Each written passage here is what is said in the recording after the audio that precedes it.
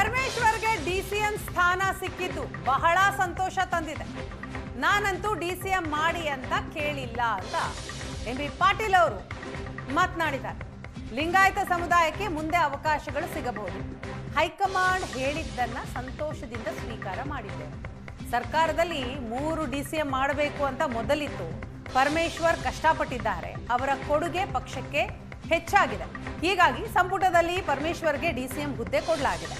ಖಾತೆ ಹಂಚಿಕೆ ಮಾಡೋದು ಮುಖ್ಯಮಂತ್ರಿಗಳ ಪರಮಾಧಿಕಾರ ಅಂತಲೂ ಕೂಡ ರಿಯಾಕ್ಟ್ ಮಾಡಿದ್ದಾರೆ ಎಂಬಿ ಪಾಟೀಲ್. ನಾನು ಖಾತೆ ಹಂಚಿಕೆ ಮುಖ್ಯಮಂತ್ರಿಗಳ ವಿವೇಚನೆ. It's the discretionary power of the chief minister.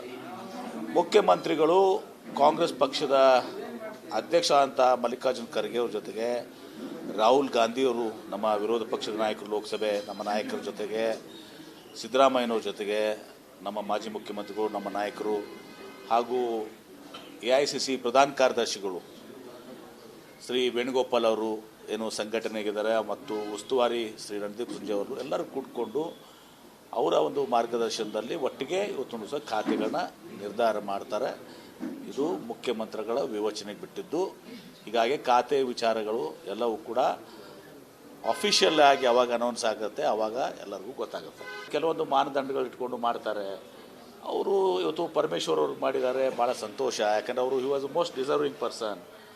ಭಾಳ 6-8 ವರ್ಷ ಅವರು ತುನುಸ KPCC ಅಧ್ಯಕ್ಷರಾಗಿ ಅವರು ಕೂಡ ಮುಖ್ಯಮಂತ್ರಿಗಳಾಗುವಂಥದ್ದು 60 ಪಡ್ಕೊಂಡಂಥವ್ರು. ಹೀಗಾಗಿ ಅವ್ರಿಗಾಗಿದೆ, ಅದು ಭಾಳ ಸಂತೋಷ ಇದೆ. ಪರಮೇಶ್ವರ್